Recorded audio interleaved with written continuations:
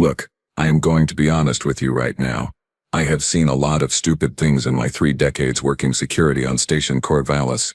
A lot of stupid, greedy, short-sighted things that made me question whether sapient life was really all that sapient after all.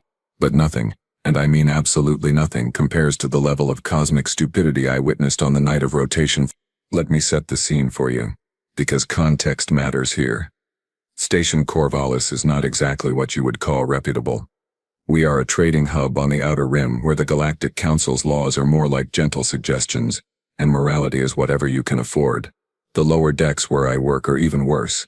Down here we have got gambling dens, substance dispensaries, and yes, fighting arenas. Plural, because apparently one place to watch people beat each other senseless for profit was not enough. The biggest arena, the one everyone whispers about, is called the Pit. Creative name, right?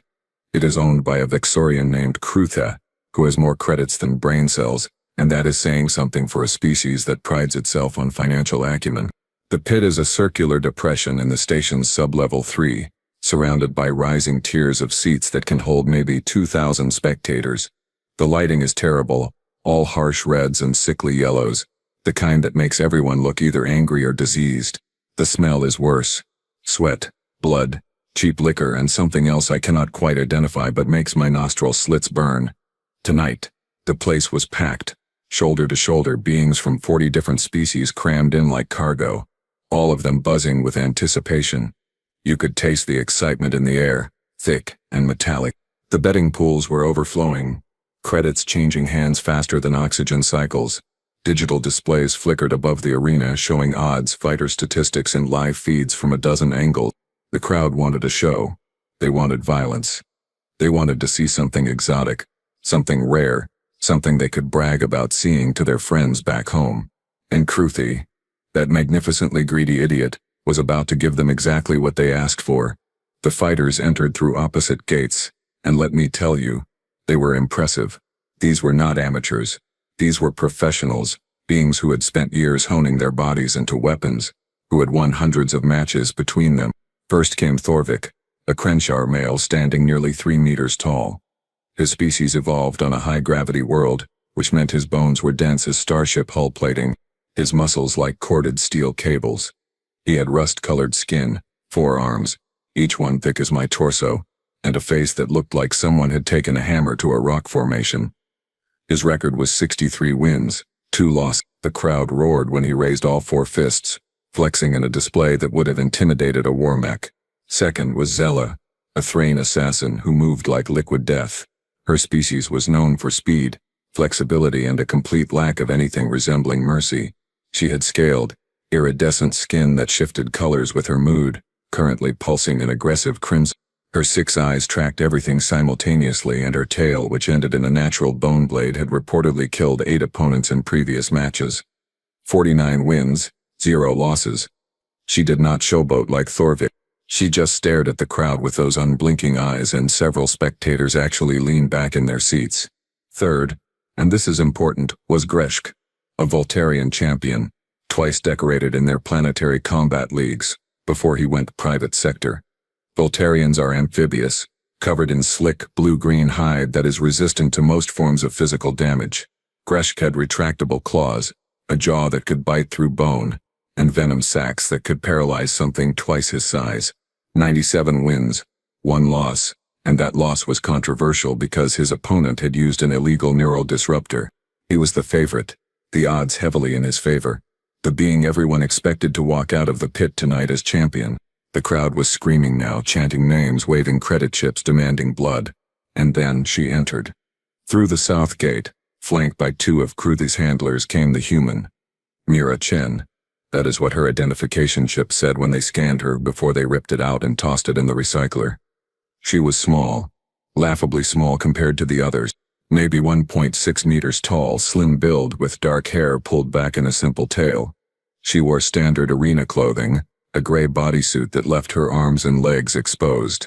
Her skin was pale, unmarked except for a few fading bruises on her shoulders. She looked young, maybe 20 standard years, and her face was blank, emotionless, staring at nothing. The crowd saw her, and they laughed. They actually laughed. Someone shouted, "Is that the surprise?" Did Crutha run out of real fighters? More laughter. The betting displays flickered, adjusting up.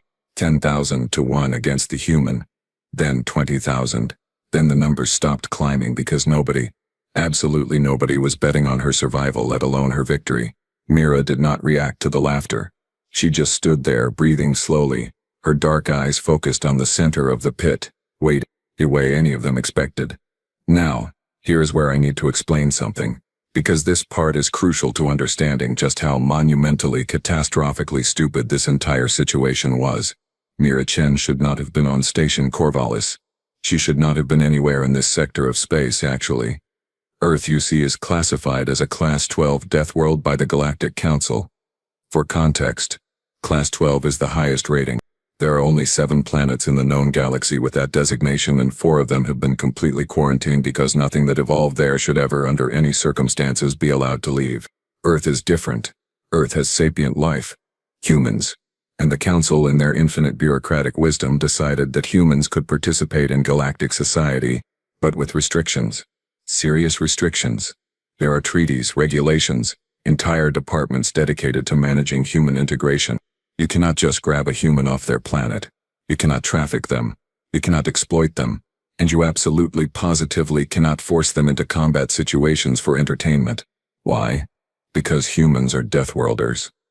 Apex predators from a nightmare planet where everything, and I mean everything, is trying to kill everything else. Their world has multiple climate zones that would be lethal to most species. Their gravity is heavy.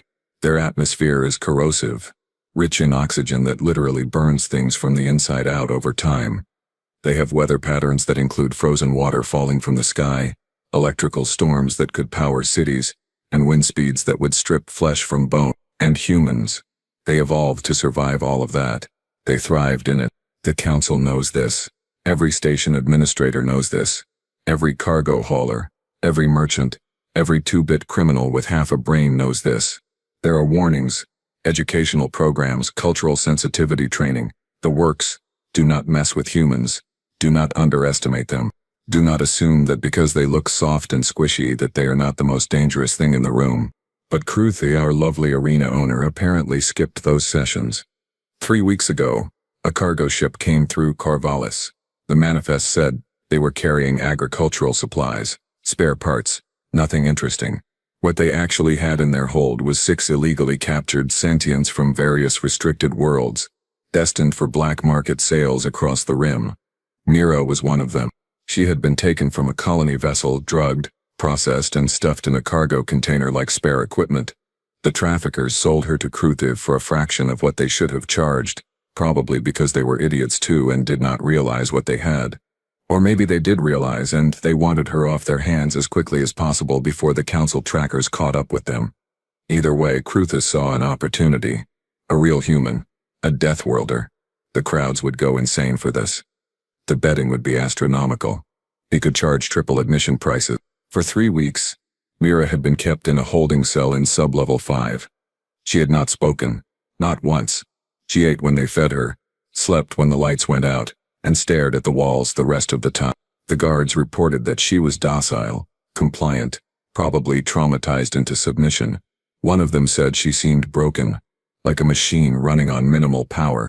They thought she had given up. They thought she was harmless. They thought a lot of things, and every single one of those thoughts was wrong. But I did not know that yet. None of us did. We were about to learn, though. Oh, we were definitely about to. The announcer, a Peluvian with a voice modulator that made him sound like a malfunctioning engine, began the introductions. Thorvik first, naturally, because he was the crowd favorite for opening matches. The Crenshaw beat his chest with all 4 fists, creating a sound like thunder rolling through the arena. The crowd ate it up, screaming his name, throwing tokens into the pit as tribute. Then the announcer introduced the human. And facing Thorvik, from the forbidden Deathworld Earth, we bring you something special, something rare, the fragile, the tiny, the entertaining, Mira Chen. Fragile, tiny, entertaining. I remember thinking those words would age poorly. The match bell rang, a sharp, metallic clang that echoed through the pit. Thorvik did not rush. Why would he? He had all the time in the world. He walked, strutted toward the center of the arena. All 3 meters of him, grinning with that rocky face, showing teeth designed to crack open shelled prey. He was saying something mocking her probably, though I could not hear it over the crowd noise. Mira stood perfectly still. She had not moved since entering the arena. Her eyes, those dark human eyes, were locked on Thorvik now, tracking his approach with an intensity that should have warned him. Should have warned all of us. Thorvik got within 5 meters. 4. 3. He raised one massive fist, probably planning to end this quickly, mercifully even. Just one solid hit to knock her unconscious and give the crowd their laugh before the real fights began. That is when Mira moved. I have watched the security footage 17 times since that night, and I still cannot fully track what happened. One moment, she was standing still. The next, she was inside Thorvik's reach, too close for him to swing properly. Her hand, her small, fragile-looking human hand, struck his throat with surgical precision. Not a punch. A strike. Fingers extended, targeting the soft tissue between his armored collarbones. Thorvik's eyes went wide. He staggered, choking, all 4 hands going to his throat instinctively. Mira did not stop. She moved like something mechanical, like a device built for one purpose only. Her legs swept behind his knee, the one joint where Crenshaw have a structural weakness, and his massive body began to fall. As he fell, she jumped, actually jumped, using his descending shoulder as a platform, and wrapped her legs around his thick neck from behind. Her body twisted mid-air, using momentum, using his own weight against him. I heard something crack. The crowd heard it too. That sick, wet, popping sound that means structural damage. Thorvik hit the ground face first, 300 kilos of muscle and bone slamming into the arena floor with enough force to crack the reinforced plating. Mira rode him down, still locked around his neck, her face absolutely blank, emotionless, like she was performing a routine task, something she had done 1,000 times before. 10 seconds, maybe 12. That is how long the entire thing took. Thorvik did not get up. The crowd went silent. Completely, utterly silent. You could have heard a credit chip drop from the upper tiers. 2,000 beings, all of them processing what they had just witnessed, trying to reconcile the laughable human girl with the unmoving Crenshaw champion bleeding on the arena floor. Then someone screamed. Not in fear, not yet, in excitement, in shock, in that sick thrill that comes from seeing something you were not supposed to see, something violent and wrong and utterly unexpected. The betting displays went insane, numbers flickering. Odds recalculating in real time as people scrambled to change their wagers. Mira stood up slowly, calmly, and walked back to her starting position. There was blood on her hands now, Thorvik's blood, dark and thick. She did not wipe it off. She just stood there, breathing steadily, waiting for whatever came next. I felt something cold settle in my gut, a realization slow and terrible creeping through my mind like ice water through my veins. This was not going to be entertainment. This was going to be an education, and we were all enrolled whether we wanted to be or not. Kruth, because he was apparently committed to this disaster, signaled for the second round. The medical drones hauled Thorvik out of the pit, his breathing shallow, his body limp, 3 cracked vertebrae, a crushed trachea, and severe cranial trauma. The medical report would later say he would survive, but he would never fight again. Zella entered the arena differently than Thorvik had. The Thrain assassin was not laughing. She was not showboating. Her scales had shifted from crimson to a dark, cautious purple, and all 6 eyes were locked on Mira with the kind of focus predators reserve for genuinely dangerous prey. She had watched the first round. She had seen what happened. And unlike Thorvik, Zella was smart enough to be afraid, but not smart enough to refuse the fight. The crowd was different now too. The laughter had died. People were leaning forward in their seats, tense, excited in a new way. This was not a joke anymore. This was real. This was dangerous. This was exactly the kind of violence they had paid to see, just not packaged the way they expected. The bell rang. Zella moved first, fast, using her species' natural speed to circle Mira at a distance. She was probing, testing, looking for an opening. Her tail blade flickered in the harsh lighting, ready to strike. 30 seconds of circling. 40. The crowd started murmuring, impatient. Then Zella struck, a lightning-fast lunge, her tail whipping forward like a spear toward Mira's center mass. Mira twisted, not quite fast enough. The blade caught her side, tearing through the bodysuit, cutting a line across her ribs. Blood welled up immediately, dark red human blood, and the crowd gasped. Zella pulled back, reassessing, probably expecting Mira to slow down, to clutch the wound, to show some sign of pain. Mira did not even look at the injury. She just shifted her stance slightly, compensating for the damage, and kept her eyes locked on Zella. That is when I realized something that made my blood run cold. Humans do not just tolerate pain, they ignore it. Their bodies are built to keep functioning through damage that would incapacitate most species. Adrenaline, they call it. A chemical their bodies dump into their bloodstream during danger, suppressing pain, enhancing strength, sharpening focus. It is a survival mechanism from a world where stopping to acknowledge an injury meant death. Zella lunged again, faster this time, committing to a killing strike. Mira did not dodge. She stepped into it, taking another cut across her shoulder, but getting inside Zella's guard. Her hand caught the Thrain's wrist, the one controlling the tail, and twisted with brutal efficiency. Zella hissed, trying to pull away, but Mira held on. Human grip strength is absurd. Their hands designed to climb, to grab, to hold on to things while their body weight pulls them down in heavy gravity. Zella's wrist bones began to crack under the pressure. The Thrain brought her other claws up, raking them across Mira's arm, tearing furrows in the flesh. Blood sprayed. Mira's expression did not change. She just adjusted her grip, stepped closer, and drove her knee into Zella's midsection with enough force to crack the Thrain's flexible ribcage. The fight got messy after that. Ugly. Zella was fighting for her life now, all pretense of technique gone, just survival instinct and panic. She bit, clawed, thrashed, landed hits that would have ended most fighters. Mira took every single one, her body accumulating damage, blood soaking through her torn bodysuit, and she did not stop. Because here is what the galaxy does not understand about Deathworlders, what they cannot truly comprehend until they see it firsthand. Humans are endurance hunters. On Earth, they used to chase prey animals for days, literally days, running them to exhaustion and then moving in for the kill. They do not have the strongest bite, the sharpest claws, the thickest armor. What they have is stamina, persistence, the ability to keep going long after anything sane would have given up and died. Mira got Zella in a hold, arms wrapped around the Thrain's torso from behind, and she squeezed. Zella's scales provided some protection, but not enough. Not against the relentless, crushing pressure of human musculature designed to function in gravity 1.3 times what most species consider normal. Zella's ribs collapsed with a series of wet cracks. She went limp, unconscious from pain and oxygen deprivation. Mira held on for 5 more seconds, just to be sure, then released her. Zella crumpled to the arena floor, gasping, broken. The crowd was not cheering anymore. Some of them were leaving, pushing toward the exits, suddenly realizing that this was not entertainment. This was a massacre with bureaucratic approval. Mira stood in the center of the pit, bleeding from a dozen wounds, her breathing steady, her eyes clear. Still waiting.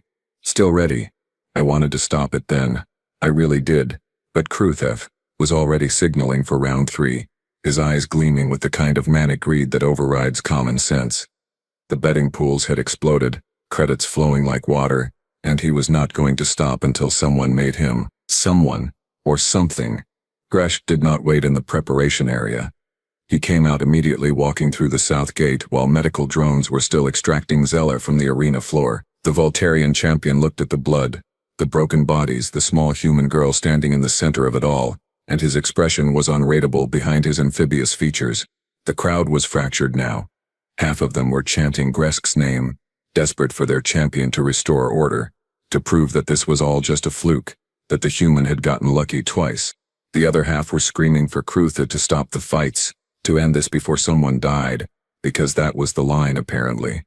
Permanent injury was fine, but actual death would bring the authorities down on the pit like a cargo hauler through a debris field. Kruth ignored them all. He was too far gone, too invested in the spectacle, too blinded by the rivers of credits flowing through the betting systems. I checked my comm unit. Station security had been alerted. They were on their way, but sub-level 3 is a maze, and it would take them at least 15 minutes to navigate down here. 15 minutes. I looked at Mira, bleeding, swaying slightly from blood loss, her bodysuit more red than gray now. I looked at Gresh, fresh, uninjured, 97 wins, a professional killer who had spent 2 decades perfecting his craft. 15 minutes, might as well have been 15 hours. The bell rang. Gresh did not posture, did not waste time. He moved in fast, low to the ground, using his amphibious body structure to present a minimal target. He had watched the previous fights, studied Mira's technique, identified her patterns. This was not arrogance. This was professionalism. Mira shifted her stance, favoring her left side where Zella's tail had cut deepest. Blood was dripping steadily from her wounds, pattering on the arena floor in a rhythm that matched her heartbeat. She should have been in shock, should have been collapsing from blood loss, should have been barely conscious. She moved like she was fresh. Grax struck first, his claws extending, aiming for her legs, trying to cripple her mobility. Mira jumped, actually jumped, despite her injuries, and Gresk's claws whistled through empty air. She came down on his back, driving her elbow between his shoulder blades with enough force to crack his slick hide. Gresk rolled, fast, his body sliding across the blood-slicked floor, using his natural lubrication to escape her grip. He came up 6 meters away, reassessing. A crack in his hide was already sealing itself, his species' regenerative abilities kicking in. The crowd was silent now. Even the ones who had been chanting had gone quiet, watching with the kind of horrified fascination normally reserved for shuttle crashes or stellar collapses. They went at each other again. Greshke used his venom, managing to scratch Mira's forearm with his retractable claws. The neurotoxin entered her bloodstream enough to paralyze a being twice her size within seconds. Mira's arm trembled. Her fingers spasmed. She switched hands, adjusted her stance, and kept fighting. Impossible. The venom should have dropped her immediately. But human biology is redundant, over-engineered for survival.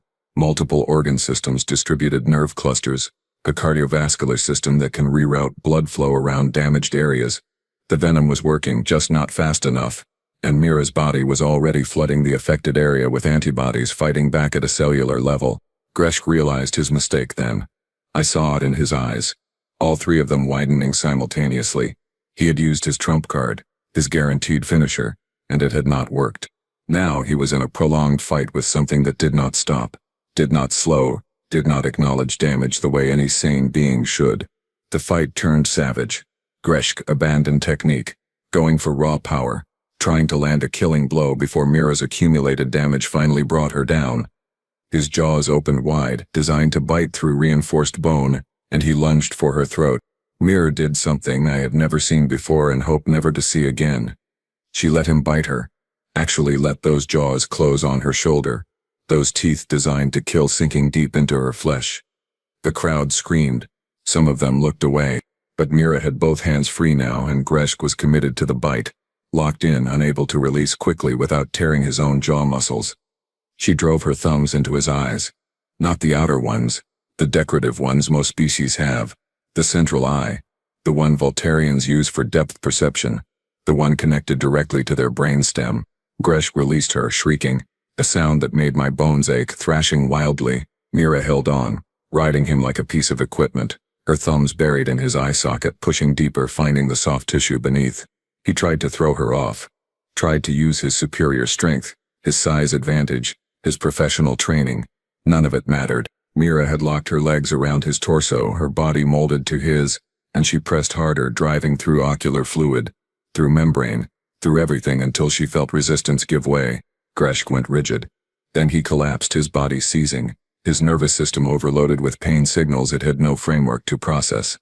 The crowd was screaming now, but not in excitement, in horror, in primal fear. People were trampling each other, trying to reach the exits. Species barriers forgotten. Everyone united in their desperate need to be anywhere else.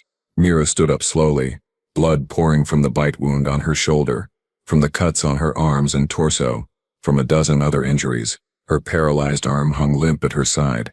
Her breathing was labored now, finally showing signs of the damage she had taken.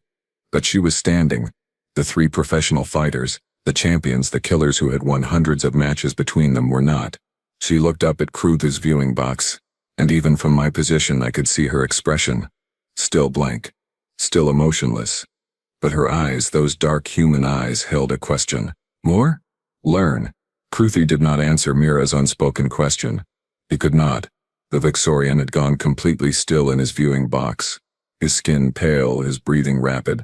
I think reality finally caught up with him, crashing through the greed-induced fog that had been clouding his judgment for weeks. He had just forced a human, a restricted Deathworlder, into combat, broadcasted it to 2,000 witnesses, and created a political incident that would have repercussions across multiple sectors. The arena had descended into chaos. The exits were clogged with panicking spectators, beings shoving and climbing over each other, desperate to leave before the authorities arrived, before their faces were catalogued by the security system, before they became accessories to what was very clearly a multitude of galactic crimes. The betting displays flickered and died as the system administrators killed the feeds, trying to erase evidence that would absolutely not be erased because nothing ever really gets deleted in a digital age. Mira stood alone in the pit, swaying now, her adrenaline finally beginning to fade, her body's damage control systems reaching their limits. Blood pooled around her feet, too much blood, and I realized she was going to collapse soon. Minutes. Maybe. Her eyes were starting to unfocus, her breathing becoming shallow. That is when station security finally arrived. They came in heavy, 12 officers in full riot gear, weapons drawn, expecting to find an out-of-control combat situation. What they found instead was a tiny human girl barely standing, surrounded by the broken bodies of 3 of the sector's most famous fighters. The lead officer, a Corinthian named Hallex, who I had worked with for years, stopped dead in his tracks. His weapon lowered slowly as his brain processed the scene. What in the name of the Corps happened here? His voice was barely a whisper, amplified by his helmet speakers into something hollow and stunned. I stepped forward, my security credentials flashing on my uniform display. Illegal Deathworlder trafficking, forced combat, 3 counts of sapient endangerment, multiple treaty violations. Take your pick, Alex. We have got the entire criminal buffet here. Medical teams rushed past us, heading for the fighters first. Then, finally, one of them approached Mira. She did not resist when they guided her down to a sitting position, did not fight when they began scanning her injuries, cataloging the damage. She just stared ahead, that same blank expression like none of this was really happening to her. The medic, a Peluvian with actual training unlike our arena quacks, looked at his scanner and made a sound somewhere between a laugh and a sob. 17 lacerations, 4 deep enough to require regenerative treatment, severe muscle trauma to the right shoulder, neurotoxin contamination in her left arm, 3 cracked ribs, blood loss approaching critical levels, and she is still conscious. She is sitting here, conscious. After all of this, Deathworlder, I said simply, like that explained everything. Because it did. Within an hour, the station commander arrived. Within 2 hours, Galactic Council representatives were demanding real-time updates. Within 3 hours, the entire incident had been classified under about 40 different legal frameworks, and lawyers were swarming the station like scavengers on a carcass. The political nightmare was even worse than I had imagined. Earth's diplomatic corps sent a delegation immediately, their ship arriving in system faster than should have been physically possible, which meant they had been close by, which meant they had probably been tracking Mira since her disappearance. The human ambassador, a stern woman named Victoria Okoro, stood in the station commander's office and delivered what I can only describe as the most professionally worded threat I have ever heard. She did not raise her voice once. She did not need to. Every word was a scalpel, cutting through excuses, laying bare exactly how many treaties had been violated, how many laws had been shattered, and what the consequences would be. Kruthi was arrested within 6 hours. His assets were frozen, his business licenses revoked, his entire operation dismantled by investigators who found evidence of dozens of other illegal activities once they started looking. He would spend the next 20 years in a council detention facility, and that was the merciful option. The alternative was being extradited to Earth to face human justice, and after what I had witnessed, I would not wish that on anyone. The traffickers who had sold Mira to Kruthi were already dead. Earth's intelligence services had found them 2 days prior, and the official report said they resisted arrest. I did not ask for details. I did not want to know. The 3 fighters survived. Barely.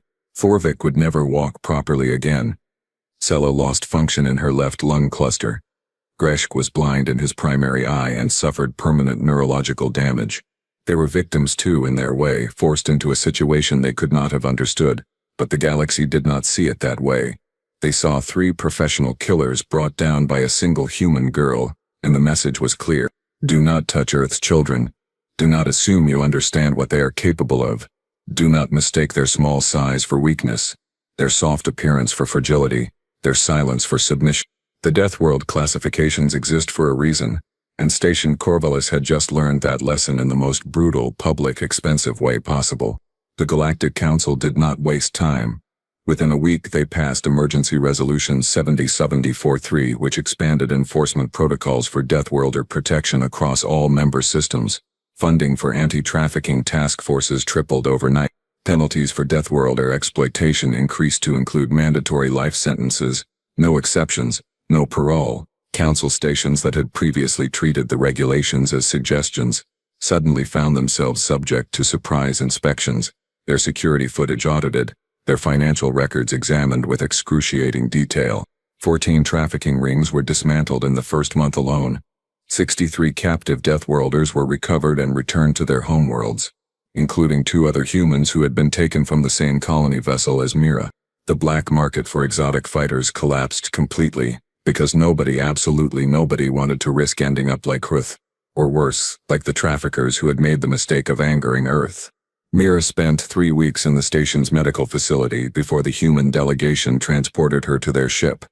I saw her once during that time escorted by 4 armed guards, not to keep her in, but to keep curious onlookers out. She was wearing clean clothes, her injuries healing with the help of advanced regenerative treatments. Her arm had regained function, the neurotoxin purged from her system. She looked healthier, younger somehow, without the blood in the blank expression. Ambassador Okoro was with her, and I overheard part of their conversation as they passed my station. "You did what you had to do," the ambassador said quietly, her hand on Mira's shoulder. "Nobody blames you. You survived. That is what matters." Mira nodded slowly, but she did not speak.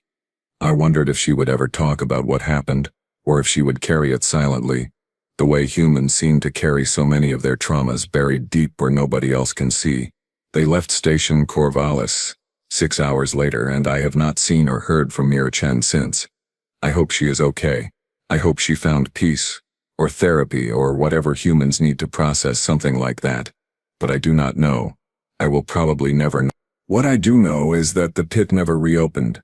The entire Sub-Level 3 entertainment district was shut down permanently. The spaces converted to storage facilities and maintenance bays. Nobody wanted to fight there anymore. Nobody wanted to watch. Nobody wanted to be reminded of the night a human girl taught 2,000 people why Deathworlders are called Deathworlders. The footage, despite every attempt to suppress it, leaked within days. It spread across the galactic net, like a virus, compressed, edited, analyzed frame by frame. Educational institutions used it as a case study in biological diversity and threat assessment. Military academies showed it to cadets as an example of what happens when you underestimate an opponent. It became legend, mythology, the kind of story people tell to make a point. Do not mess with humans. Just do not. I still work security on Station Corvallis. I still see stupid things every single day. Beings making poor choices, greed overriding common sense, the usual parade of sapient foolishness. But nobody, and I mean absolutely nobody, has tried to restart the fighting arenas. Nobody has suggested bringing in exotic fighters. Nobody even jokes about it anymore. 3 months after the incident, a human freighter docked at the station for routine resupply. The crew came through my checkpoint. 5 humans, all of them polite, professional, completely unremarkable. They were small compared to most species, soft-looking, with their strange hair and their round eyes and their fragile skin.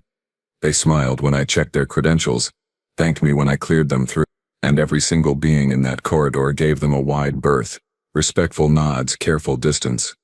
Not because they were afraid, exactly, but because they remembered, because the whole galaxy remembered. Humans are Deathworlders. They come from a planet that tried to kill them for millions of years and failed. They evolved to be persistence hunters, endurance specialists, adaptable survivors who can eat almost anything, live almost anywhere, and keep going long after anything sensible would have quit. They have adrenaline and redundant organs and pain tolerance that borders on supernatural. They form pack bonds and hold grudges and will chase you across the galaxy if you hurt one of their own. And most importantly, most critically, they remember. So here is my advice, free of charge, from someone who watched 3 professional fighters learn this lesson the hard way. If you see a human, be polite, be respectful, treat them the way you would want to be treated, because that social species empathy thing they have goes both ways. They can be your greatest allies or your worst nightmare, and the choice is entirely up to you. As for me, I have seen enough. I have learned my lesson. I know exactly where humans sit on the galactic danger scale, and I will never ever forget it. Neither will Station Corvallis. Neither will anyone who was there that night. And honestly, that is probably exactly how Earth wanted it. Message received. Humanity. Message received.